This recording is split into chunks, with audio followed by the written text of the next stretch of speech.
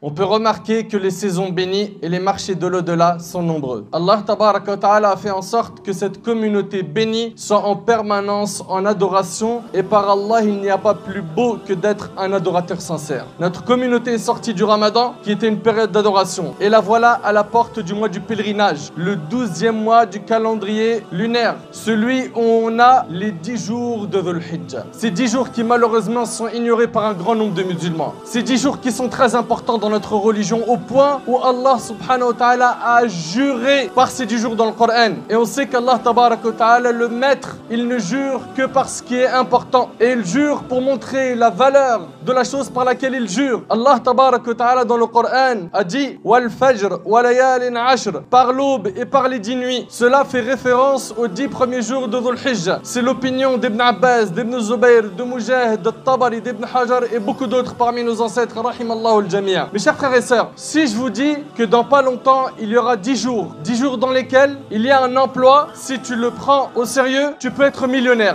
10 jours, tu les consacres à ce travail, tu deviens millionnaire. Qui d'entre nous va penser à autre chose que cet emploi? L'étudiant va peut-être faire un break dans ses études. Celui qui travaille va peut-être poser des congés. Pourquoi? Parce qu'en 10 jours, il peut être millionnaire. Il sait qu'ici, il peut gagner énormément. Et l'appât du gain, vous savez très bien, ça attire tout le monde. Là, mes frères et sœurs, on ne parle pas de millions d'euros, mais on parle de grandes récompenses auprès d'Allah subhanahu wa ta'ala. On parle d'une occasion en or où tu peux te racheter auprès d'Allah. On parle d'une occasion où tu peux te réconcilier avec ton maître. Le prophète sallallahu alayhi wa sallam a dit: les meilleurs jours de ce monde sont les 10 jours de Dhul Hijjah. Et quand on dit les 10 jours, est-ce qu'on parle de la première décade, la deuxième ou la troisième? On parle de la première, c'est-à-dire c'est les 10 premiers jours du mois de Dhul Hijjah qui arrivent dans quelques jours, bi'idhnillah. Malheureusement, un grand nombre de musulmans sont insouciants face à ces occasions en or où on peut gagner beaucoup. Vous savez, mes frères et sœurs, quand quelqu'un va chez le médecin et que le médecin, en le consultant, il s'aperçoit qu'il a au départ une petite maladie. Puis, il continue à creuser et le médecin voit une autre maladie. Et il continue à creuser jusqu'à ce qu'il voit un cancer. On est bien d'accord que ce médecin va d'abord traiter le cancer avant les autres maladies. Pourquoi? Il va fonctionner par ordre de priorité. Nous, malheureusement, on a plein de problèmes, on a plein de mashakil. On a des épreuves dans le travail, des épreuves dans nos familles, des épreuves de santé, des épreuves dans le couple, des épreuves, on en a, en veux-tu, en voilà. Mais la plus grande épreuve qu'on a et face à laquelle nous sommes insouciants, c'est qu'on s'est éloigné d'Allah et on s'est attaché à ce bas monde. Et s'il y a quelque chose à soigner en priorité, c'est ça, c'est le plus grand problème qui nous a touchés. L'attachement aveugle à cette dunya, au point où on ne pense plus à l'akhira, l'au-delà. On a vendu l'au-delà pour un vil bas monde, pour un petit peu d'argent, pour le pouvoir, pour la notoriété. On est prêt à lâcher notre religion et on se plaint des problèmes. Tu n'as pas soigné le plus grand de tes problèmes, à savoir ta relation bancale avec Allah. Dans quelques jours, on va accueillir les 10 jours de Dhul Hijjah. Ces 10 jours qui ont un grand mérite. Ibn Hajar rahimallah, il dit que ces 10 jours ont une particularité spéciale. Vous savez c'est quoi? C'est que toutes les adorations sont réunies dans ces 10 jours.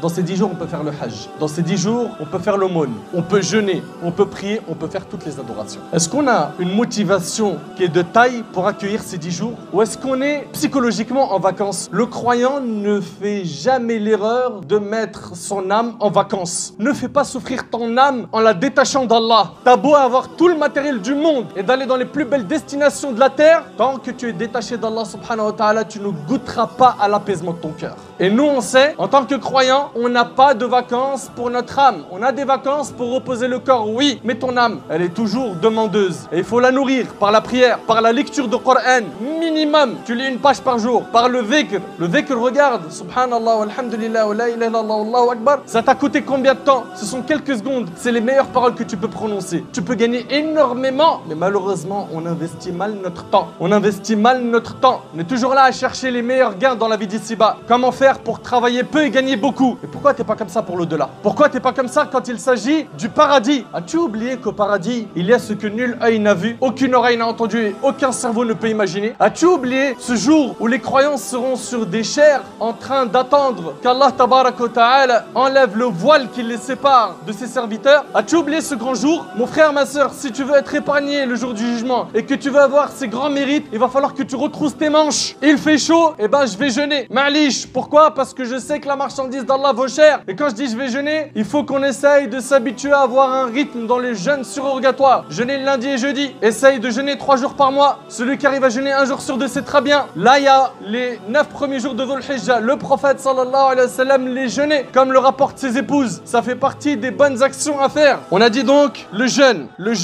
des 9 premiers jours. Pourquoi pas le 10e? Car le 10e jour de Dhul Hijjah, c'est le jour de l'Eid. Et le jour de l'Eid, c'est interdit de jeûner en islam. Deuxièmement, multiplie le dhikr pendant ces jours. Le dhikr, c'est les formules de rappel. Comme le fait de dire Subhanallah, Alhamdulillah, La ilaha illallah, Allahu Akbar, La hawla wa la quwwata illa billah. Selon Abdullah ibn Umar, radiyallahu anhu, le prophète sallallahu alayhi wa sallam a dit: il n'y a pas de jour plus important auprès d'Allah et au cours desquels les œuvres sont plus aimées de lui que durant ces 10 jours. Donc, dans cette période, répétez les formules Allahu Akbar, La ilaha illallah, Alhamdulillah. Le hadith il est rapporté par l'imam Ahmad. Partout où on se trouve, multiplions le dhikr. Dans la mosquée, à la maison, sur le chemin du travail.